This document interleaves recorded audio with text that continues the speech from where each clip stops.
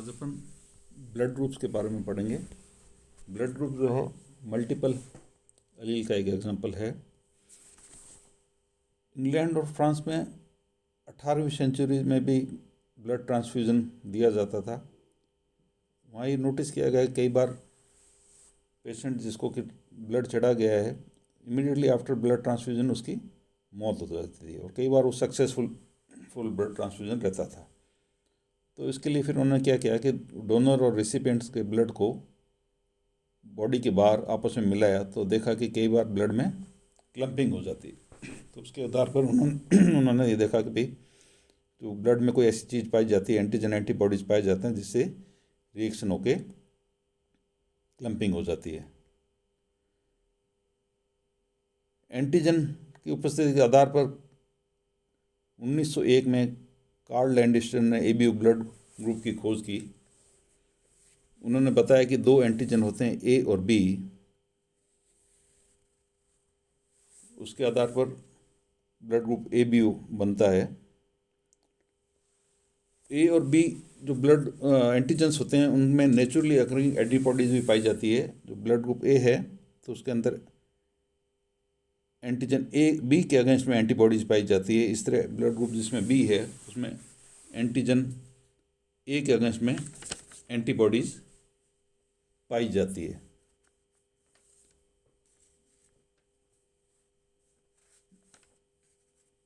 जो blood group A है उसमें एंटीजन ए पाया जाता है और उसके अंदर एंटीबॉडी जो है बी एंटीजन के अगेंस्ट में पाई जाती है। इस तरह ब्लड ग्रुप जो बी है उसमें एंटीजन बी पाया जाता है और उसमें एंटीबॉडी जो होती है एंटीजन ए के अगेंस्ट में पाई जाती है। ए बी ब्लड ग्रुप में एंटीजन ए भी मिलता है और एंटीजन बी भी मिलता है, जबकि किसी प्रकार की एंटीबॉडीज़ नहीं पाई जाती है। इस तरह ओ ब्लड ग्रुप है, उसमें कोई एंटीजन नहीं पाया जाता, जबकि ए और बी दोनों एंटीबॉडीज़ पाई जाती है।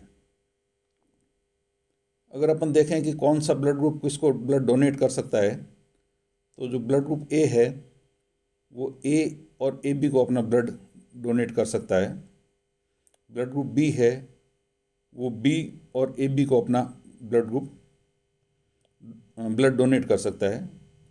ब्लड ग्रुप ए बी है वो केवल ए बी को ही अपना ब्लड डोनेट कर सकता है। और ओ है वो ओ ए बी ए और बी चारों को अपना ब्लड डोनेट कर सकता है। जब भी ब्लड डोनेट किया जाता है तो ये देखा जाता है कि जो रिसिपिएंट है उसके अंदर जो एंटीजन कौन सा है और एंटीबॉडीज कौन सी है उसके आधार पर डोनेट किया जाता है। ओ है उसको यूनिवर्सल डोनर कहा जाता है। इसमें दोनों तरह की एंटीबॉडीज पाई जाती है लेकिन कोई एंटीजन नहीं पाया जाता। ब्लड डोनेशन में ये देखा जाता है कि जो रिसिपिएंट है उसके अंदर कौन सी एंटीबॉडीज है।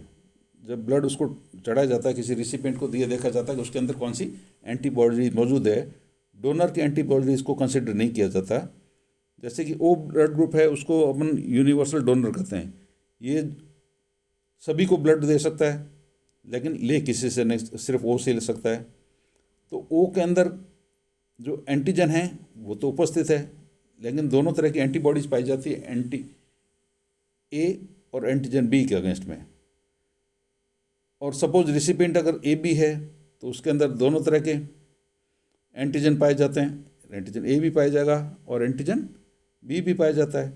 तो वैसे अगर देखें कि अगर अपन ओ का ब्लड अगर ए बी को ट्रांसफ्यूज़ करते हैं तो ओ में दोनों एंटीबॉडीज मौजूद है, ए बी में दोनों एंटीजन मौजूद है और इनमें आपस में रिएक्शन होनी चाहिए। जो ए के ओ का एंटीबॉडीज है वो ए बी के एंटीजन के साथ रिएक्ट करनी चाहिए, लेकिन वो उनमें रिएक्शन नहीं होती क्योंकि जो डोनर है उसकी एंटीबॉडीज़ का डाइल्यूशन हो जाता है।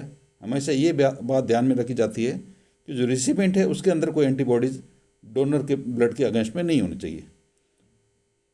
तो जब ए बी रिसिपिएंट है तो उसमें क्योंकि किसी तरह की कोई एंटीबॉडीज है ही नहीं तो वो ओ का ब्लड जो है आराम से ले सकता है और ओ है जिसमें दोनों एंटीबॉडीज है, लेकिन ओ की एंटीबॉडीज़ का डाइल्यूशन हो जाता है, इसलिए उनको कंसिडर नहीं किया जाता।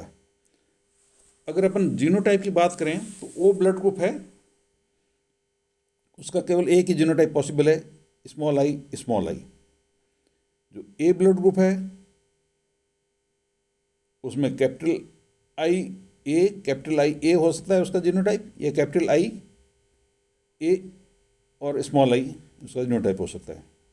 अगर बी ब्लड ग्रुप की बात करें तो उसका जीनोटाइप कैपिटल आई बी या capital I B small I हो सकता है। और अगर अपन बात करें ए बी ब्लड ग्रुप की तो उसका जो पॉसिबल जीनोटाइप है वो कैपिटल आई ए और कैपिटल आई बी भी होगा। तो अपन यूँ पेरेंट्स की बात करेंगे, अगर सपोज दोनों पेरेंट्स का ब्लड ग्रुप ओ है तो उनके होने वाले बच्चों का ब्लड ग्रुप केवल ओ ही हो सकता है, उसके अलावा दूसरा नहीं हो सकता, क्योंकि ओ जो है वो रिसेसिव है, स्मॉल आई उसका जो जीनोटाइप होता है। इस तरह अपन अगर दोनों पेरेंट्स का ब्लड ग्रुप ए बी है तो बच्चे का ब्लड ग्रुप ओ नहीं हो सकता, क्योंकि उनका जीनोटाइप होगा कैपिटल आई ए और मदर का भी यही जीनोटाइप होगा कैपिटल आई ए। इस तरह ओ ब्लड ग्रुप्स में पॉसिबल नहीं है। एबीओ सिस्टम के अलावा और भी कई ब्लड ग्रुप्स हैं जिसके अपन आगे क्लास में चर्चा करेंगे, जैसे RH फैक्टर है, MN टाइप है, ये भी ब्लड ग्रुप्स के प्रकार हैं जिससे अपन आगे की कक्षाओं में डील करेंगे।